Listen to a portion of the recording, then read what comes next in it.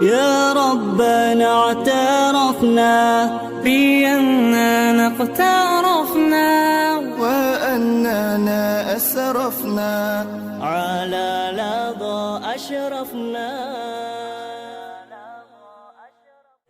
Bismillahirrahmanirrahim. Assalamualaikum warahmatullahi wabarakatuh. Alhamdulillah wassalatu wassalamu ala rasulillah wa ala alihi wa sahbihi wa mawala. La haula wa la quwwata illa billah. Alhamdulillah, Kakang Teteh, Bapak Ibu sekalian yang saya banggakan, gimana kabarnya? Alhamdulillah, luar biasa, Allahu Akbar. Alhamdulillah, sebelum kita mulai pembelajaran kali ini, tolong perhatikan lebih dulu ya bajunya yang belum rapi. Ya, lihat kanan, lihat kiri, ya perhatikan sekiranya ada sampah yang berserakan, tolong dibuang ke tempat sampah. Karena pepatah mengatakan kebersihan itu sebagian dari iman. Di sini ada yang namanya iman. Ya, alhamdulillah di pagi yang berbahagia ini kita dipertemukan Allah, yaitu dalam rangka bersama-sama untuk menggali ilmu, untuk belajar tentang prakarya wirausaha. Yang ini insya Allah tidak hanya sebatas keilmuan, tapi insya Allah ini akan menjadikan bekal untuk teman-teman semua untuk memulai usaha. Ya, oleh karenanya, mari kita sama-sama memulai pembelajaran kali ini dengan bersama-sama berdoa dengan membaca lafaz basmalah. Alhamdulillah kita sudah berdoa, ya teman-teman sekalian. Ya, sudah siap untuk belajar? Sudah siap? Ya, kalau sudah siap teman-teman semua, silakan untuk mempersiapkan alat tulisnya untuk mencatat materi pembahasan kali ini. Ya, pembahasan tentang modul tentang jeli melihat peluang. Modul tentang jeli melihat peluang. Ya, di dalamnya terdapat materi tentang ruang lingkup wirausaha. Sebelum Bapak sampaikan tentang materi ini, alangkah baiknya Bapak sampaikan lebih dulu tentang materi pada pertemuan kemarin. Ya, ada yang masih ingat materi pembahasan kemarin yang Bapak sampaikan? Tentang apa? Nah, itu tentang diversifikasi pangan. Ya, ada yang tahu apa itu diversifikasi? Diversifikasi pangan adalah suatu usaha untuk memaksimalkan keuntungan. Ya, apa contohnya diversifikasi pangan? Ya, betul. Apalagi? Ya, betul. Ya, contoh diversifikasi pangan adalah beras menjadi tepung, kedelai menjadi tempe. Ya, itu semua bisa dijadikan untuk memaksimalkan keuntungan. Ya, teman-teman sekalian, kita beralih ke materi yang ini. Ya, dalam buku paket disampaikan ya, bahwa ruang lingkup wirausaha, ya, ruang lingkup wirausaha dijelaskan bahwa ruang lingkup wirausaha adalah sebuah ruang atau banyak ruang, ya, di mana di salah satu ruang tersebut Anda akan menemukan contoh usaha. Ya, teman-teman nanti akan menemukan contoh usaha di dalam materi ini. Ya, teman-teman sekalian, ya, karena di dalam ruang lingkup wirausaha ini banyak sekali lapangan-lapangan, ada 7 lapangan di dalamnya. Pertama, lapangan agraris. Ada yang tahu agraris? Agraris ada yang tahu? Agraris itu adalah mencakup tentang pertanian, mencakup tentang perkebunan, mencakup tentang kehutanan. Itu adalah lapangan agraris. Contohnya, petani menanam padi kemudian dijual belikan. Contoh lagi, dalam usaha perkebunan palawija kemudian dijual belikan.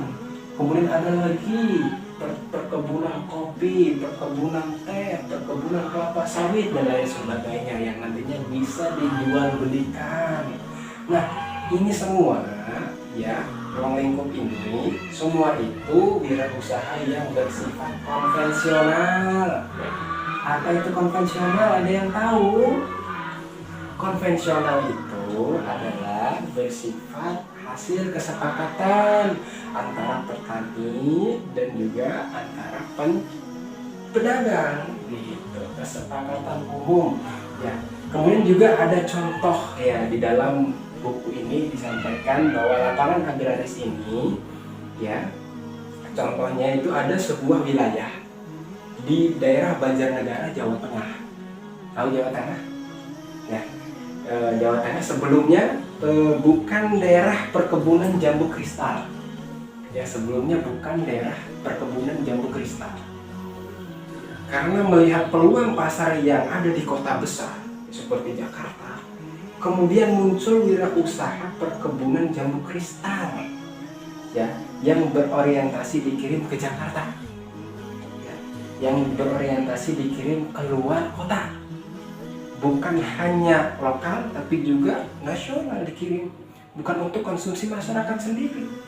Nah, inilah yang disebut dengan mampu membaca peluang ya teman-teman. Yang kedua adalah jenis perikanan. Di lapangan perikanan ini teman-teman bisa melihat ya tentang budidaya ikan besar, budidaya tentang ikan hias dan lain sebagainya, seperti budidaya ikan lele, budidaya ikan emas, budidaya ikan nila dan lain sebagainya. Kalau di bidang ikan hias teman-teman bisa lihat ya budidaya cupang, budidaya ikan koi, ikan gupi dan lain sebagainya. Kemudian juga teman-teman bisa mengambil usaha di bidang perikanan ini tentang pembuatan pakan ikan ya, tentang pembuatan pakan ikan ini beromset besar juga sama. Kemudian yang ketiga ya, lapangan yang ketiga adalah lapangan peternakan ya. Lapangan peternakan ini mencakup tentang peternakan ya, seperti unggas, burung, kemudian juga ada peternakan kambing, ada peternakan sapi ya. Banyak sektor di usaha lapangan peternakan ya. Kemudian yang keempat ada lapangan perindustrian dan pengrajinan ya. Lapangan perindustrian terbagi menjadi 3 ya, lapangan industri besar, industri menengah, dan juga ada industri kecil ya. Tiga-tiganya berbeda. Juga ada yang terakhir, ada namanya pengrajin ya, pengrajin limbah kayu dan lain sebagainya. Kemudian juga yang kelima ada lapangan pertambangan dan energi ya. Lapangan pertambangan ini mencakup ya sebagaimana contohnya seperti minyak bumi, kemudian juga seperti gas ya, dan masih banyak contoh lainnya, batu bara dan lain sebagainya. Ini lapangan pertambangan. Kemudian yang keenam ada lapangan perdagangan. Lapangan perdagangan ini ya, dalam kewirausahaan lapangan perdagangan ini dibagi menjadi 3 kategori. Ada pedagang besar, ada pedagang kecil, ada pedagang menengah ya. Ada besar, ada menengah, ada kecil. Tiga-tiganya berbeda ya. Contohnya ya, pedagang kecil seperti toko kelontong ya, warung Madura dan lain sebagainya ya teman-teman sekalian. Kemudian juga ada yang terakhir namanya lapangan pemberi jasa ya. Lapangan pemberi jasa ini adalah dalam ruang lingkup yang terakhir ini ya, kategorinya yang tercakup lapangan pemberi jasa seperti koperasi, seperti angkutan. Tahu angkutan umumnya, mobil Kopas yang warna biru? Nah, itu salah satu contoh lapangan pemberi jasa ya. Kemudian yang selanjutnya ada kredit, ada perbankan dan lain sebagainya, banyak macam-macamnya. Teman-teman bisa menemukan ya dalam ruang lingkup ini usaha yang nantinya teman-teman geluti ya. Jadi ruang lingkup usaha ini luas sekali teman-teman sekalian, luas sekali lapangannya. Setiap hari di lingkungan kita pasti akan menemukan masyarakat berusaha atau berwirausaha, karena pada hakikatnya manusia harus bertahan hidup. Pembahasan tentang ruang lingkup wirausaha teman-teman sudah paham? Alhamdulillah. Baik, selanjutnya Bapak akan buka sesi tanya jawab.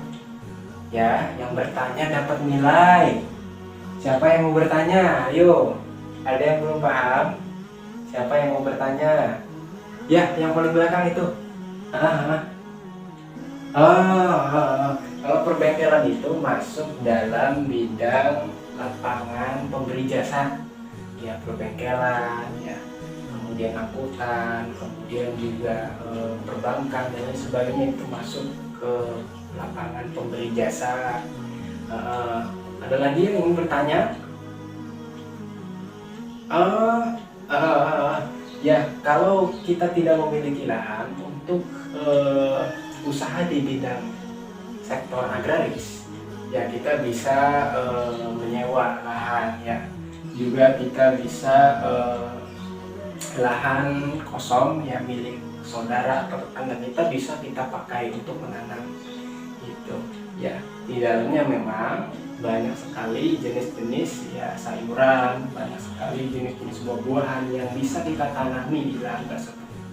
Bisa menggunakan sistem seperti padi gitu kan ya, menggunakan sistem traktor itu dalam mengolah tanahnya itu juga bisa kita secara normal ya, seperti mencampur ya. Bisa teman-teman semua ya mengolah lahan lebih dulu, kemudian menabur benih dan kemudian ditanam di dalam tanah tersebut. Insya Allah teman-teman semua sudah paham ya. Kalau teman-teman sudah paham ya, Bapak akan mengabsen ya. Terima kasih teman-teman sudah mau mengisi list absennya ya. Bapak akan absen lebih dulu ya, namun sebelum ditutup ya, silahkan. Takut ada yang ingin bertanya lagi, ada nggak?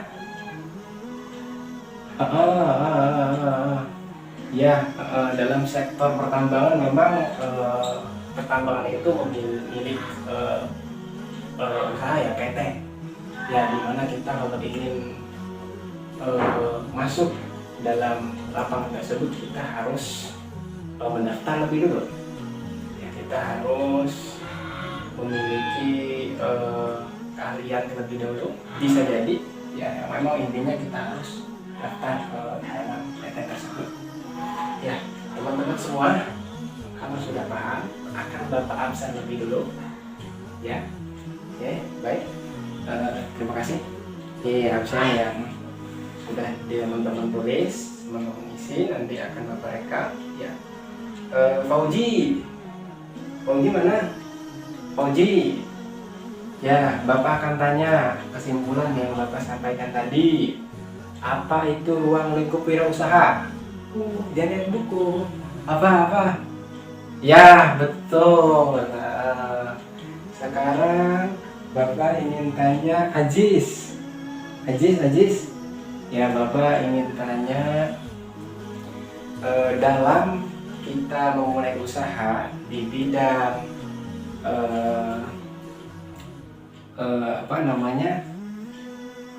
perindustrian ya, ada berapa macam bidang industri? Ya, sebutkan. Yang pertama, betul. Alhamdulillah sudah paham semua ya. Sudah paham ya. Terima kasih. Kalau teman-teman sudah paham, akan Bapak akhiri pertemuan kali ini. Jangan lupa bukunya dibaca di rumah ya. Nanti pertemuan yang akan datang, Bapak akan mereview kembali pembahasan yang dibahas pada kali ini. Akan Bapak tanya satu persatu nih. Siap-siap untuk membaca bacaannya di rumah ya, untuk menambah wawasan, menambah kata, manfaat membaca itu luar biasa. Kurang lebih mohon maaf. Billahi fisabilillah fastaghfirullah. Assalamualaikum warahmatullahi wabarakatuh.